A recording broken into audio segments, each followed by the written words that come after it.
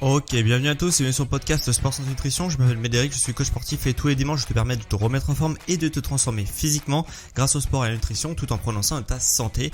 Et aujourd'hui on va avoir un podcast sport et nutrition puisque on va parler de chaleur, de fortes chaleurs qui vont arriver tout l'été apparemment dans l'Hexagone. Donc le but de ce podcast c'est de voir comment tu peux faire du sport même en temps de forte chaleur et comment progresser ou du moins continuer à faire du sport avec la canicule qui arrive et qui se maintient. Donc dans ce podcast, je vais te donner tout un tas d'astuces, de conseils sur comment faire du sport en forte chaleur. Mais avant ça, je vais commencer quand même par te faire un petit rappel au niveau de la prévention, puisque sache que quand il fait 35-40 degrés, ça commence vraiment à être dangereux de faire du sport, notamment des sports d'endurance. Voilà, il faut que je te dise quand même que je souligne que c'est vraiment dangereux. Il y a des risques d'hyperthermie qui sont vraiment graves, qui font des dégâts sur l'ensemble du corps et notamment au niveau des organes. C'est pas quelque chose à prendre à la légère. Il n'y a pas que l'insolation. Il y a beaucoup plus grave qui peut arriver et ça arrive malheureusement bien souvent aux sportifs puisque les personnes un peu plus âgées elles peuvent souffrir aussi d'hyperthermie facilement, mais les sportifs sont une catégorie qui est quand même pas mal touchée pendant les périodes de canicule, donc c'est vraiment pas du tout à prendre à la légère, même si tu es en bonne santé, même si tu es sportif, même si tu t'alimentes sainement, que tu fais peu d'excès, etc. Tout le monde est sujet à la canicule et aux fortes chaleurs. Donc voilà, il y a quand même pas mal de choses de bon sens et de conseils que je peux te donner pour essayer de limiter un peu les risques, puisque il y a un réel risque quand même d'hyperthermie. Je tiens à le souligner. Le premier conseil que je pourrais te donner, c'est tout simplement de t'entraîner aux heures où il fait moins chaud. Donc de t'entraîner peut-être avant de partir au travail, ok. Si tu es vraiment addict au sport, que tu as besoin de faire du sport, entraîne-toi peut-être avant ton travail ou en rentrant de ton travail le soir.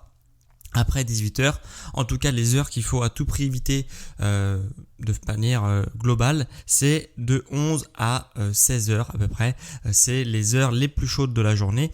Donc si il fait 30 degrés, ça passe encore, même s'il y a quand même certains risques. Mais si pendant ces heures-là il fait 35 degrés, c'est plus du tout la même limonade. Donc je t'invite vraiment à ne pas faire du sport à ces heures-là. Puisque vraiment sinon tu risques vraiment un risque d'hyperthermie et là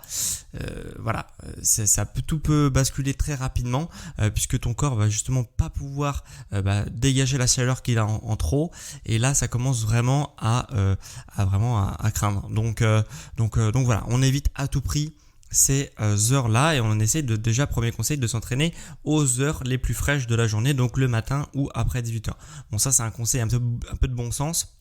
Je pense que je t'apprends rien, mais c'est quand même très important de le savoir et de le souligner. Deuxième conseil que je peux te donner, qui est assez logique également, c'est de t'hydrater un maximum. Il faut savoir que quand il fait entre 35 et 40, il faut que tu bois au minimum entre 1,5 litre à 2 litres par heure d'entraînement. Donc si tu fais un effort type musculation, type force, etc., généralement tes entraînements ne dépassent pas 1 heure, donc bois une bouteille entière de 1,5 litre, voire même 2 litres, ça suffira, ok, pas largement mais ça suffira. Et si tu t'entraînes, tu as l'habitude de faire des sports d'endurance où tu vas courir pendant un certain temps, etc., là faut investir dans un camelback pour justement porter ta poche et pouvoir avoir beaucoup de litres pour pouvoir continuer à faire ton effort sans risquer justement la déshydratation, puisque généralement les risques d'hyperthermie arrivent quand il y a une déshydratation au préalable. Donc il faut à tout prix éviter ça, et même une légère déshydratation va avoir des conséquences relativement graves, surtout quand il fait 40, 41, 42, 43, un tout petit peu déshydraté, ça va vraiment avoir des conséquences. Donc rien que sur ta performance, déjà tu vas bien sentir que tu vas être beaucoup moins endurant, beaucoup moins même fort, et c'est tout à fait normal. Donc on va essayer justement pendant ces jours où il va faire très chaud de limiter un peu la perte d'énergie et la perte de performance. Donc tu vas pas pouvoir progresser, mais du moins tu vas pouvoir limiter un peu la casse pour quand il fera un peu plus frais et tu pourras continuer à progresser. Donc ça, c'est mon deuxième conseil, bien entendu, l'hydratation. Voilà, donc ça, c'est 2 conseils vraiment que tout le monde doit savoir, mais ça fait jamais de mal de le rappeler. Troisième chose, c'est que pour toutes les personnes qui font notamment des sports type muscu, c'est assez facile à mettre en place. Si tu fais des sports d'endurance, ça va être un peu plus compliqué à mettre en place. Mais en tout cas, pour les personnes qui font du sport, voilà, avec des phases de travail, puis des phases de repos, pendant les phases de repos, pense à prendre de l'eau aussi en supplément pour t'asperger les parties de ton corps d'eau pour essayer de faire baisser la température. Si possible d'eau fraîche, hein, tu l'auras compris, ça va permettre de faire baisser la température. Donc moi ce que je fais personnellement, moi j'ai l'habitude de m'entraîner dehors également. Donc généralement je m'entraîne au soleil pendant les phases où je m'entraîne et les phases de repos à l'issue d'un circuit par exemple, je me mets à l'ombre et je m'asperge. Et il faut bien penser à s'asperger notamment certaines parties du corps qui sont hyper vascularisées comme les aisselles et le creux des genoux. Ok, ces 2 zones qui sont des carrefours sanguins, et si tu rafraîchis ces zones-là, donc avec de l'eau, eh bien tu vas pouvoir rafraîchir l'ensemble du système sanguin puisque l'ensemble des vaisseaux sanguins, enfin du sang plutôt, passe par ces 2 endroits-là, donc que ce soit pour le retour veineux au niveau des jambes ou pour l'hydratation et la vascularisation des organes digestifs notamment au niveau des aisselles, etc. Donc il faut vraiment privilégier ces 2 zones-là et les rafraîchir un max à chaque série d'entraînement. Tu prends un peu d'eau, tu le mets sous les aisselles, sous les genoux et tu verras que ça va faire un bien fou et ça va directement faire redescendre la chaleur corporelle. Donc ça, c'est très très important à privilégier. Donc voilà. Importe peut-être 2-3 litres d'eau supplémentaires et mets-les justement dans ton petit camp où tu prends tes phases de repos. Voilà, si possible à l'ombre bien entendu. Troisième conseil, c'est alors ça va plus concerner les personnes qui font des sports d'endurance et qui font des sports d'endurance avec une compétition à venir pendant l'été. Je sais qu'il y en a beaucoup, il y a énormément de compétitions pendant l'été et du coup toi tu te dis oui moi je peux pas m'entraîner à l'ombre, j'ai une compétition, je peux pas m'entraîner non plus, je suis obligé de courir en forte chaleur puisque ma compétition va avoir lieu en pleine journée, etc. Donc je suis obligé de m'adapter. Alors oui, tu vas devoir t'adapter au chaud, tout comme l'adaptation au froid, on peut également s'adapter au chaud. Par contre, c'est comme pour le froid, il faut y aller de manière progressive. On commence pas à s'adapter au froid en prenant des bains avec des glaçons. On commence petit à petit à prendre une douche de plus en plus froide, etc. Pour l'adaptation au chaud, eh bien c'est exactement la même chose, c'est-à-dire que petit à petit, tu regardes ton téléphone et avec la météo justement de ton téléphone, tu vas essayer de petit à petit augmenter progressivement la chaleur que tu vas subir pendant tes entraînements. Donc tu essaies de calculer ça, si tu sais à l'heure à peu près où tu vas t'entraîner, tu essaies à chaque fois de justement de choisir les heures de soleil qui correspondent à ce que tu supportes pour l'instant et petit à petit essaye de monter comme ça en température, surtout si tu sais que dans un mois t'as une compétition début août de 12h à 16h, tu te dis que il va faire une certaine chaleur à peu près à cette période là et du coup tu essaies de t'entraîner autour de cette période là mais en montant progressivement. Donc là faut un petit peu anticiper, normalement si tu as l'habitude de le faire, normalement tu le fais, mais voilà, on peut très bien s'adapter au chaud, mais il faut y aller de manière progressive pour éviter les accidents, parce que si d'un coup tu as l'habitude à t'entraîner à 20 degrés et que tu passes tout de suite à 30 degrés, alors déjà tu vas avoir des performances qui sont absolument catastrophiques. Donc si tu prépares pas ta compétition comme ça, t'es foutu, mais en plus de ça, ça peut vraiment avoir des séquelles sur ta santé, notamment les sports d'endurance, puisque ça va augmenter le rythme cardiaque, ça va augmenter aussi ta chaleur corporelle, donc c'est vraiment à éviter de faire des bonds comme ça de température. Donc pour les autres, l'adaptation au chaud n'est pas forcément indispensable, bien que ça peut être intéressant, même pour son bien-être, de s'adapter au chaud. Donc à voir si tu as besoin de faire cette transition au chaud progressive. Voilà. Donc on en a fini pour les conseils un petit peu sport. On va passer à peu près à la partie nutrition avec mon 4e conseil. C'est pour éviter la déshydratation, ce que tu peux également faire, c'est de manger beaucoup de fruits et légumes, puisque les fruits et les légumes voilà, je t'apprends rien, ils sont gorgés d'eau, ok, c'est pour ça qu'on les arrose, on arrose nos plantes, on arrose nos légumes, etc. Bon, ils vont se gorger d'eau, donc ils ont beaucoup d'eau. Donc on privilégiera tout ce qui est fruits et légumes justement qui sont très aqueux, type melon, type pastèque par exemple pour les fruits, et puis les légumes c'est la même chose, les courgettes, les concombres, les choses comme ça, voilà, c'est très très gorgé d'eau et ça va te permettre de remonter un peu les niveaux hydriques du corps, notamment si tu as du mal à boire beaucoup d'eau. Mon conseil c'est quand même de te forcer, mais en tous les cas de manger des fruits et légumes, ça peut compenser, surtout des fruits et légumes qui est très aqueux, ça peut un peu compenser peut-être si tu n'arrives pas à boire beaucoup d'eau. Voilà, donc ça c'est un bon conseil je pense, et il faut vraiment y penser, mais après ça paraît relativement naturel parce que normalement quand il fait chaud, on a plus envie de frais, de fraîcheur, et donc forcément ton corps te parle tout le temps, et encore maintenant. Et du coup, forcément, si tu as besoin de fraîcheur, c'est parce que ton corps il a envie en fait de produits d'aliments qui justement sont très très aqueux. Donc, va vraiment écouter ton corps. Si t'as pas envie de manger quelque chose de chaud, quelque chose de lourd, c'est normal. Voilà, c'est peut-être parce que tu es justement en légère déshydratation.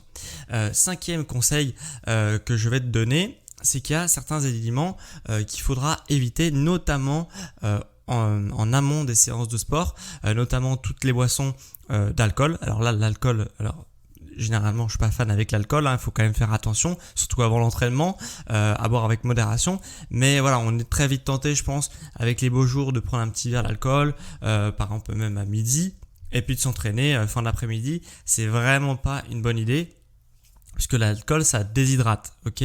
Donc l'alcool, on fait vraiment attention, on ne boit pas du tout avant ces séances d'entraînement, puisque sinon ça va déshydrater et ça peut comporter des risques. Donc on évite à tout prix.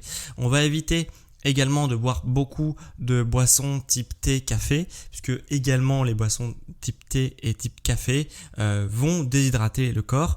Ça va avoir un effet diurétique, donc tu vas pisser grosso modo toute l'eau, et tu vas te vider un petit peu de ton eau. Donc on évite à tout prix avant les séances de sport de la même façon. C'est pas pour un café ou un thé que tu vas te déshydrater, mais ça peut avoir un petit impact, donc autant mettre toutes les chances de ton côté. Si tu es vraiment accro au café, limite-toi peut-être à une tasse de café, mais en tout cas on évite de se boire une demi-cafetière ou une cafetière entière. Et après les 2 heures, les 3 heures qui suivent, justement partir faire son sport, parce que tu auras déjà une première déshydratation, que tu vas avoir vraiment des difficultés à compenser, puisque quand tu vas aller au sport, tu vas en continuer à déshydrater, etc., et que ça va être difficile de compenser totalement ça. Donc on évite tout ce qui est boissons diurétiques, donc alcool, thé et café avant le sport. Ok, ça on évite à tout prix. Et pendant le sport, le dernier conseil que je peux te donner, c'est également de prendre de l'eau, bien sûr, comme je te l'ai dit, mais de rajouter des petites pincées de sel à l'intérieur de ton eau pour t'entraîner, puisque tu vas te transpirer, puisque le corps transpire pour évacuer la chaleur, et par capillarité, les petites couches, les petites gouttes de transpiration qui sont à la surface de la peau servent à évacuer la chaleur. Et dans cette transpiration, on ne trouve pas que de l'eau, on trouve également beaucoup de sels minéraux. Et pour compenser cette perte de sels minéraux qui va vraiment être absolument faramineuse si tu t'entraînes en forte chaleur, même si tu t'entraînes un peu avec des heures un peu plus fraîches où il fait 25, 28, 30 degrés, eh bien c'est quand même une certaine température, donc tu vas vraiment perdre beaucoup de transpiration. Donc pour compenser ça, tu vas, moi ce que je te conseille, c'est de rajouter quelques petites pincées de sel à ta boisson d'entraînement. Donc ça c'est vraiment important. Et dernier conseil bonus que je viens de penser à l'instant, c'est que justement il faut s'entraîner avec le ventre vide, ok. Donc généralement c'est toujours un bon conseil de s'entraîner avec le ventre vide. Si c'est un fruit, ça va encore, mais là je te le déconseille même. Mais dans tous les cas, c'est toujours bien de s'entraîner pas après un gros repas, puisque sinon, justement pour ta digestion, le sang va se localiser au niveau des organes digestifs, et ce sang-là va pas être disponible pour ton entraînement. Donc de manière générale, c'est toujours bon de s'entraîner vraiment loin des repas, mais en plus de ça, si tu t'entraînes du coup sous forte chaleur et que tu as mangé juste avant, tout ce sang qui est localisé, il va pas permettre de justement forcément d'alimenter tes muscles, mais aussi de transpirer et de réguler la température, puisque la régulation de la température se fait par vasodilatation, ok, donc c'est pour ça que tes veines ressortent quand il fait très chaud, puisque elles grossissent pour perdre de leur chaleur. À l'inverse, elle se conscrit quand il fait très froid. Et donc du coup, si tu manges avant, tu auras qu'une partie du sang disponible justement pour évacuer la chaleur. Donc on évite à tout prix de faire un entraînement après justement un gros repas pour justement éviter justement que tu tombes en déshydratation et que tu tombes en hyperthermie surtout. Donc on en a fini pour justement les conseils que je peux te donner pour justement t'entraîner sous forte chaleur. Donc il y a quand même pas mal de trucs à voir, mais il y a aussi quelques questions annexes dont tu pourrais te poser qui sont relatives à toutes ces questions-là. Première question annexe que tu pourrais te poser, est-ce qu'il y a des sports à éviter ? Alors oui, il y a des sports à éviter. Tous les sports en fait cardiovasculaires qui vont vraiment pomper dans le cardio, si je puis dire. Et bien justement, tous ces sports-là, il faut vraiment les éviter sous forte chaleur. Donc type running, type sport collectif, qui du coup augmente le rythme cardiaque. Qui dit augmentation du rythme cardiaque dit augmentation de la chaleur corporelle et dit forcément ça va être une difficulté supplémentaire pour ton corps à vraiment neutraliser, et donc ça va être ça de plus qui ne pourra pas se concentrer pour sa séance de sport, et en plus on peut vraiment avoir des accidents avec. Donc je te le conseille vraiment pas. Si tu veux faire absolument ces sports là, que tu es accro au running par exemple, entraîne-toi vraiment à heure creuse, où justement la chaleur est beaucoup plus faible. Donc entre 11h et 16h, on oublie, sauf si tu as une préparation d'une compétition. Dans ces cas-là, on peut avoir des exceptions, mais il faudra vraiment monter progressivement et s'adapter progressivement à la chaleur. Et deuxième question annexe que malheureusement j'ai répété dans mon podcast 2-3 fois, mais on en voit encore beaucoup, c'est est-ce que on maigrit plus quand il fait chaud? Alors non, c'est même très dangereux. En fait, je vais toujours raconter la même histoire, mais c'est une idée reçue qui vient de la boxe, ok, où on voit les boxeurs avec des KO de sudation, etc. Et en fait, il faut savoir que déjà les boxeurs qui font ça, c'est des sportifs professionnels généralement ou semi-professionnels qui sont suivis par des médecins quand ils font ça, parce qu'ils ont justement 5-6 kilos à perdre dans la journée. Donc forcément eux ils vont perdre, ça va passer par des laxatifs, ça va passer par justement de la sudation, etc. Et ils vont perdre beaucoup de poids en une seule journée pour rester dans leur catégorie de poids en boxe, ok, puisque du coup ils sont artificiellement plus légers que ce qu'ils devraient. Ça permet d'être plus efficace au combat, puisque la pesée se fait bien en amont du combat. Et du coup voilà, donc ça c'est des choses de boxeurs qui sont suivis et accompagnés par des médecins quand ils font ça. Et en plus bien souvent ils n'arrivent pas à descendre assez en catégorie de poids qui voudraient, par exemple ils doivent perdre 6 kg dans la journée, ils en perdent que 4, et généralement les médecins leur arrêtent justement leur régime entre guillemets, mais c'est absolument pas un régime puisqu'ils perdent pas de poids, ils perdent des excréments, ils perdent de l'eau, ils perdent des choses comme ça. Et du coup, bien souvent, les médecins les arrêtent avant puisque sinon, il y a un vrai risque pour la santé. Donc toi, n'étant pas sportif professionnel ou semi-professionnel et en plus de ça, n'étant pas suivi par un médecin qui t'arrête quand ça devient dangereux, eh bien moi je te le déconseille de faire ce type de choses. Vraiment les KO de sudation, de courir en pleine chaleur, puisque apparemment quand on transpire, on maigrit plus, c'est des conneries et ça peut vraiment être dangereux. Donc je t'invite vraiment pas à faire ça et vraiment à même faire de la prévention si tu vois des personnes qui font ça, parce que c'est vraiment dangereux. Je le répète, c'est vraiment dangereux. Et en plus de ça, certes quand tu vas finir ta séance de sport, tu vas être plus léger, tu auras perdu 1 ou 2 kilos, mais si tu es un petit peu logique, tu sais très bien que c'est impossible de perdre 1 ou 2 kilos pendant une séance de sport. Donc forcément, c'est des choses que tu vas perdre de façon artificielle, tu vas perdre de l'eau, et 1 ou 2 kilos de flotte en moins dans le corps, ça peut vraiment avoir des effets négatifs sur ta santé à long terme. Donc on évite à tout prix, et c'est vraiment du poids que tu vas reprendre à l'issue de ta séance de sport quand tu vas vraiment te réhydrater, etc. Donc je te déconseille fortement de faire ces choses-là. Donc on en a fini avec ce podcast. Si je résume un petit peu tous les conseils que j'ai pu te donner dans ce podcast, justement dans cette émission, premièrement, on évite de s'entraîner aux heures chaudes, donc de 11 à 16 heures, on évite. On évite également on s'hydrate plutôt de manière correcte, donc au minimum 1,5 litre par heure d'entraînement. Pour ceux qui font des sports où justement ils peuvent se trimballer un petit peu d'eau en supplément, on utilise cette eau pour s'asperger pendant les phases de repos, notamment au niveau des aisselles, au niveau des genoux qui sont des carrefours sanguins et qui vont vraiment permettre de baisser un maximum la température corporelle. Pour ceux qui ont des compètes pendant cet été et du coup qui ont besoin de s'entraîner sous forte chaleur, eh bien on va s'entraîner sous forte chaleur mais progressivement, de semaine en semaine, progressivement on augmente la température qu'on subit pendant laquelle on fait des séances, ok. Autre chose, c'est pour l'aspect nutrition. On mange beaucoup de fruits et de légumes pour compenser un petit peu les pertes en eau. Donc ça, c'est vraiment très intéressant. Et on évite toutes les boissons type café, thé, alcool qui sont des boissons diurétiques. Et surtout avant les séances de sport, on évite à tout prix ces boissons-là puisque sinon ça va continuer à aggraver la déshydratation qui commence à arriver avec la séance de sport. Donc on évite à tout prix. Et en plus de ça, dernier conseil, on met dans sa petite boisson d'effort une pincée de sel pour justement compenser les pertes en sels minéraux.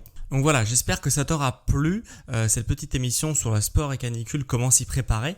Si ça t'a plu, tu sais comment me remercier et soutenir mon travail et mon entreprise. Tu as juste à mettre 5 étoiles sur Apple Podcast, sur Spotify également, tu peux mettre 5 étoiles. Et pour ceux qui sont vraiment motivés et qui ont un iPhone et qui ont l'application Apple Podcast, généralement on écoute les podcasts avec un iPhone sur cette application-là, tu peux écrire un avis sur l'émission. Donc tu écris l'avis que tu souhaites. J'espère qu'il sera positif, ça permettra vraiment d'encourager d'autres auditeurs à écouter mon podcast. Donc merci à tous ceux qui prendront 5, 10, 20 secondes de leur temps pour écrire un avis sur l'émission ou du moins au moins évaluer l'émission. Dernière chose avant qu'on se quitte, pour ceux qui veulent que je les suive au quotidien, que ce soit l'aspect sport, que ce soit l'aspect nutrition, motivation, les deux ou les trois, eh bien justement c'est possible que je te suive au quotidien. Pour prendre rendez-vous avec moi, c'est très simple, tu as juste un lien en description pour prendre rendez-vous, tu as mon agenda en ligne qui est affiché et si le lien en description ne marche pas, ça dépend des applications de podcast, eh bien tu peux directement te rendre sur sport, santé et nutrition, tu tapes ça sur Google, tu vas sur la page d'accueil de mon site et tu peux prendre rendez-vous. Voilà, donc on a fini pour ce podcast sur sport et canicule, comment s'y préparer et on se retrouve dimanche prochain à midi pour un prochain épisode sur sport, santé et nutrition. Sur les sportifs intelligents.